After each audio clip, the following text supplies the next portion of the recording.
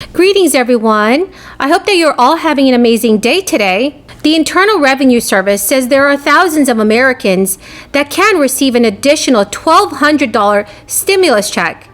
So in today's video, I'll be going over how you can receive more financial relief from the government, as well as what President Joe Biden is going to do to pass a fourth stimulus check.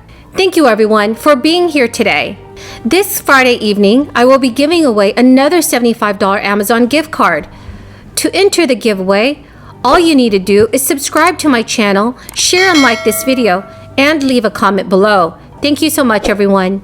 Arkansas became the third state to announce plans to cancel the extra $300 per week federal benefits that unemployed residents were receiving. The state of Arkansas joined Montana and South Carolina, who had earlier announced a similar decision last week, and reflects a new Republican strategy aimed to push more people to return back to work. Kevin Brady, the top Republican on the White House Ways and Means Committee, predicted on Friday, more states are expected to follow. Ever since the CARES Act was passed in 2020, Republicans had argued that the supplemental federal unemployment benefits were a disincentive to return to work and could stifle economic recovery. Republican Senator Lindsey Graham echoed many Republicans in saying last year that the extra money could hamper the ability of businesses to rehire, stifling the economic recovery. Senator Graham said, if a person is making $23 an hour on unemployment, it's going to be hard to get you back to work for a $17 an hour job. At the same time, the $600 unemployment checks, which have now been scaled back to $300, had been an essential lifeline given the swiftness and severity of the economic collapse in 2020. Millions of Americans are relying on unemployment checks as their main source of income. Several studies confirm that the initial CARES Act benefits, including the enhanced unemployment benefits, were crucial to keeping Americans afloat.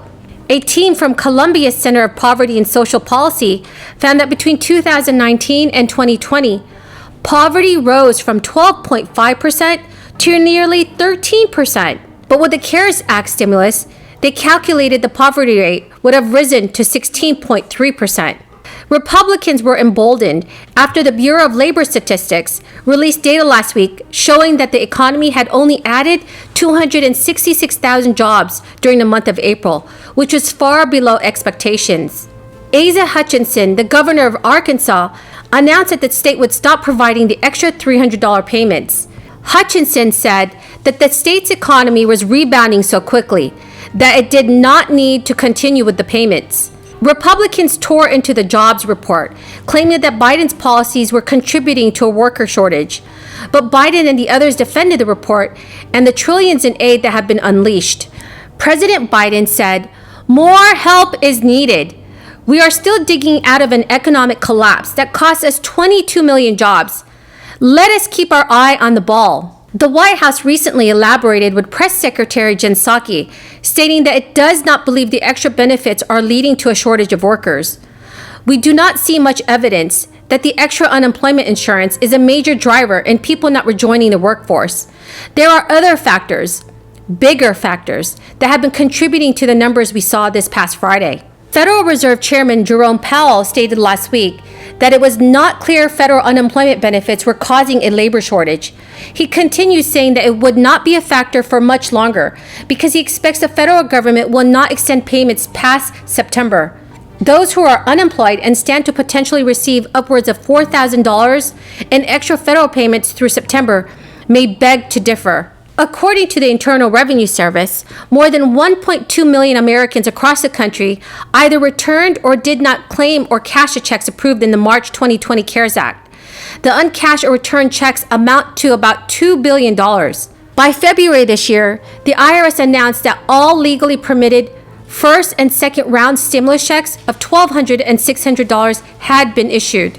But Newsweek reported that California, the nation's most populous state, topped all states with at least 124,000 uncashed or returned payments. At least 13,352 Connecticut residents have returned their first stimulus checks to the U.S. Treasury Department or had not cashed or claimed them. New Hampshire was next with nearly 6,000 residents, followed by Maine with $5,500, Rhode Island at $4,200, and Vermont with $3,200. Anyone who believes they should have received a check which never came can still claim a payment on their 2021 tax return, which is due by May 17th. The IRS can also reissue a check that was lost. Whether Americans get a fourth stimulus check or more depends on our lawmakers in Congress. Representatives Pramila Jayapal and Rashida Tlaib reintroduced the Automatic Boost Communities Act. That bill would immediately provide a $2,000 payment to every person in America as critical relief during the crisis, followed by $1,000 recurring monthly payments throughout the ongoing crisis.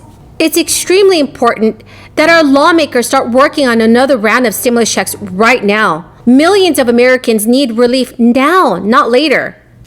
The Honorable, the Speaker, House of Representatives, Madam, I have the honor to transmit herewith a copy of the certificate of election received from the Honorable John Bell Edwards, the Governor of Louisiana, and the Honorable R. Kyle Ardoin, the Secretary of State of Louisiana, indicating that at the special election held April 24, 2021, the Honorable Troy A. Carter was elected Representative to Congress for the 2nd Congressional District, State of Louisiana. Signed sincerely, Cheryl L. Johnson. Will Representative-elect Carter and members of the Louisiana delegation present themselves in the well? All members will rise, and the representative-elect will please raise his right hand. You can take it off. Do you solemnly swear that you will support and defend the Constitution of the United States against all enemies, foreign and domestic, that you bear true faith and allegiance to the same, that you take this obligation freely without any mental reservation or purpose of evasion, and that you well and faithfully discharge the duties of the office to which you are about to enter, so help you God? Congratulations, you are now a member of the 117th Congress.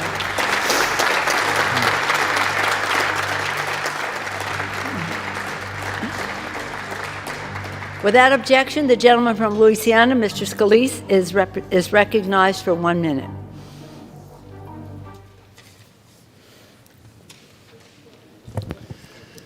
Thank you, Madam Speaker. It's with great honor, on behalf of the entire Louisiana delegation, that we welcome Troy Carter into the congressional delegation.